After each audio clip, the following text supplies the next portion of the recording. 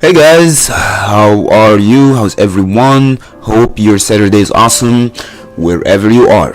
But in case you're wondering what else is happening in other parts of the world, well, I'm here to fill you in. Alright, starting with Israel.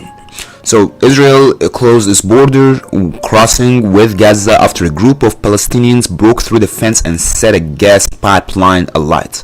This happened during the weekly right of return protests. The sixth Friday of protests. I'm not sure if I can stand behind these protests through though, because with 50 Palestinians dead and hundreds injured, what has been achieved? I mean, hurling stones at the IDF and trying to breach the fence, what does that do to the right of return? I mean, it looks like emotions are at the front and center stage here with no real strategy.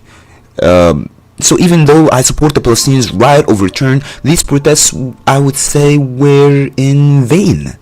But there will be one more protest happening, and the head of Hamas, just FYI, Hamas is the militia group ruling Gaza who believes that the only way to end Israel's occupation and to establish a Palestinian state is through carrying arms and fighting.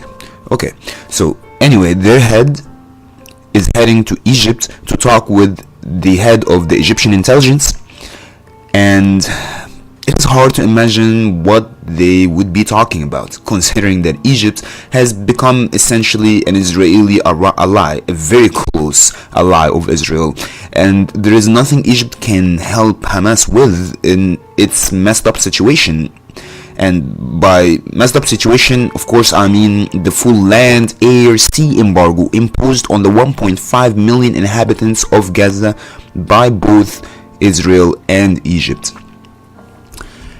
Anywho, Iran,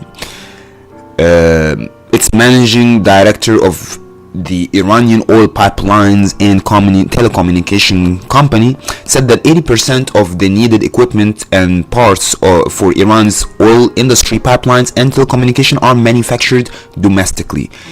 Damn, 80%. I told you, these guys are becoming real pros at handling sanctions, real pros. And also, they signed a treaty of cooperation with Bolivia today, and yesterday they launched a train service that connects Tehran, capital of Iran, with northern China. Even more astonishing, is that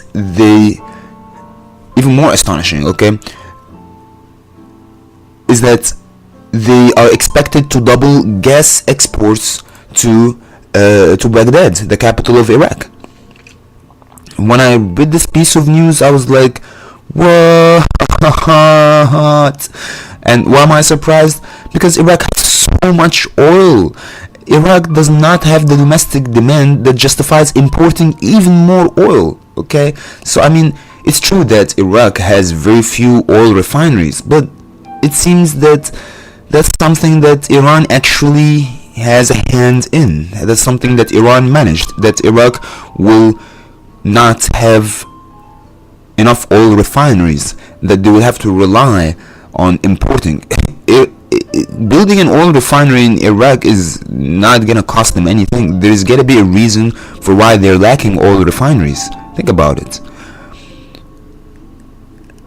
Put in mind that 2 months ago, the Iraqi army, along with Shiite Iranian-backed militias, okay, so Iranian-backed militias are working in synchrony with the Iraqi army with no problem. They're essentially moving as one unit.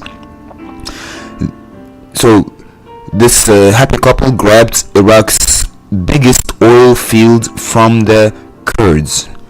And again, in case you don't know the Kurds, they are an ethnic group that lives in northern Iraq and parts of they live in the middle between Iraq, Turkey, Iran, and Syria. They have their own language, they have their own traditions, and they've been demanding statehood. Anyway, what I'm trying to say is that Iran rules Iraq, and it is pretty much the US's fault. Anyway, Iraq just finished its elections and the results will be out in 48 hours.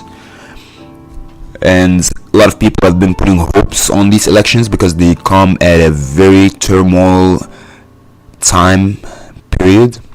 So let's see what that brings. Now, let's go to good old European continent, specifically in Romania. Bucharest, Romania's capital, seen massive protests occurring. Thousands have staged protests against the controversial judicial overhaul that they are saying, the protesters are saying, that judicial overhaul that is being planned or is underway would make it harder to prosecute senior officials for graft. So this was the latest in a series of protests that is continuously being staged in the capital since the current government came to power in 2016 and has continuously been seen as corrupt.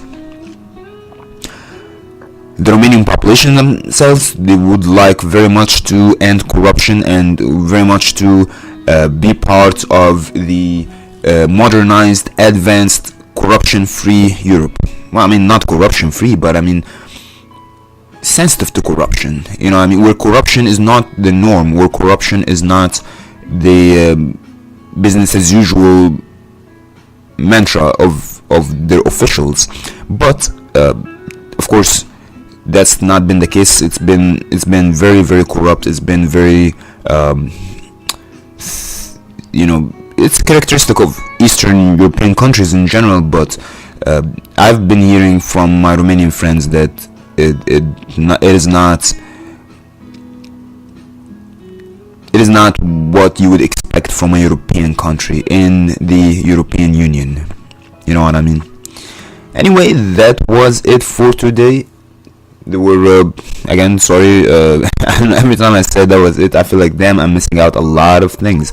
I'm keeping out a lot of things, but there were a lot of fighting in Afghanistan, a lot of fighting in Yemen, and of course a lot of fighting in Syria. Not gonna bother you with the details, but just FYI, things are happening there. Anyway, have a great Saturday and we'll see you tomorrow.